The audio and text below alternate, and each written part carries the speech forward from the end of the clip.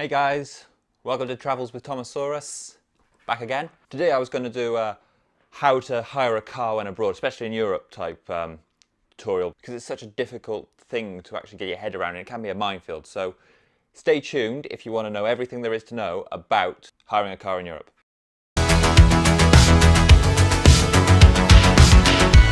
Don't forget to subscribe to this channel though for loads of travel tips, hints and reviews, because I really want to give you guys sort of the best advice I can, and you'll only get that if you know I'm putting them out, so don't forget to subscribe. Anyway, on with the video. So the first tip really is, if you're going to book a car or hire a car from anywhere, then I wouldn't go straight to the company, so don't go straight to Eurocar or Avis or Hertz or anyone like that. Go through a price comparison site, so someone like Auto Europe, because they'll be able to give you then a list of all the best prices, all the best deals that are on, and they're usually as well, I find, slightly cheaper than going straight to the dealer. So check out price comparison sites to begin with. My second tip is to make sure that when you're booking a car, make sure it's got enough space for the amount of people you're going to be taking and also the amount of luggage, because it should say, you know, what luggage it can hold, so 2 to 4 pieces perhaps. So if you've got, perhaps you're trying to get 7 people, then you know a hatchback isn't the best car to go for. You want to go for perhaps an estate or maybe even a people carrier. So I definitely recommend looking at the type of car you want and getting one for your means. Third point, if you can, don't try and hire a car from an airport because there's a surcharge.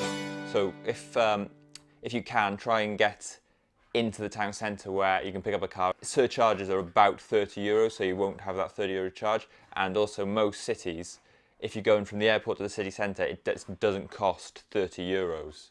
You know, it might cost €4 or €5. So you're saving €25 there immediately.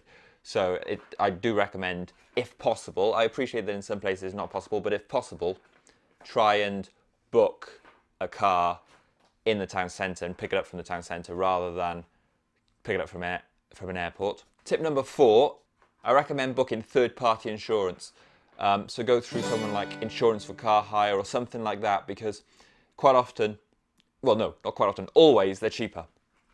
If you get insurance through the car company that you're hiring from, so say Avis, you know, you're looking at perhaps, you know, 9 to 20 euros a day in insurance. Whereas if you go through someone like Insurance for Car Hire, you're always going to get it so much cheaper. It's going to be maybe €3 a day, maybe even less. I mean, you can get, for example, this is just an example.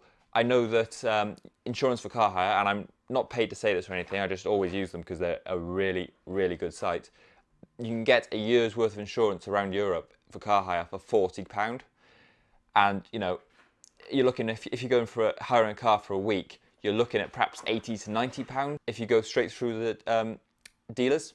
So always insure your car through a third party. That, you know, that's not even a recommendation, that's a must. Once you get to the car hire place, they'll always put a blocker on your credit card. It varies, but I found it's usually about £700. So what this means is this is just to cover them, just so that they can hire you the car really, and every car hire company will do it.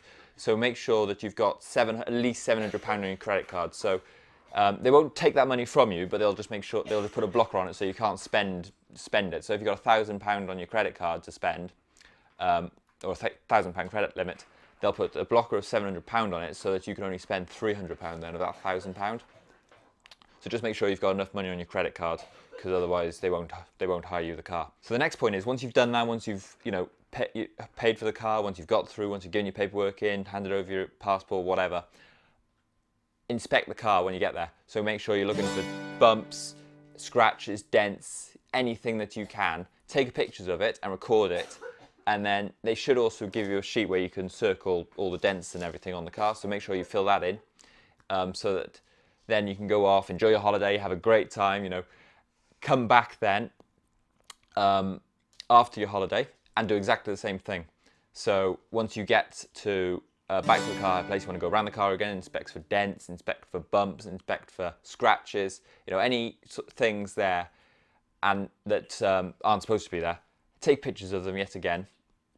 So, and this is so that if, you know, they quibble that there's a scratch on the car and you're going to have to pay £400 to have it repaired, you can then say, no, it was already there. Look, I took a picture of it before we set off. So that you can then prove to the car hire company that it wasn't you. So my next point is to make sure that once you get back to, wherever you are, UK, America, wherever you're from, when you get back, keep all your paperwork and all the pictures of your dents and bumps and everything for at least 6 months, because you're going to get a period of time where, things will slowly trickle through. I mean, quite often it's just paperwork, just that they send through, but sometimes it'll be things like, there's a scratch here, we want you to pay £400. You want the evidence that it's not your scratch, so keep the paperwork and all the pictures and everything of the car for at least 6 months, maybe even a year after you've done it. I know that sounds like a fuss, but in the long run, it will save you a lot of time, a lot of hassle, and quite possibly a lot of money as well. And it just makes everything so much easier. If you've got evidence that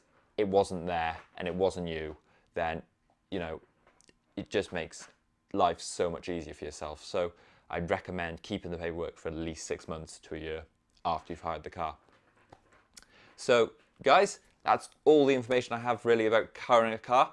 I know it's a bit of a minefield out there, but sometimes you got to do it. Sometimes you can't get public transport anywhere, or hiring a car is the best way to see a place. So doing it really and being sure that you know what you're doing and that you've covered your own back is so important when hiring a car. Don't forget to like this video.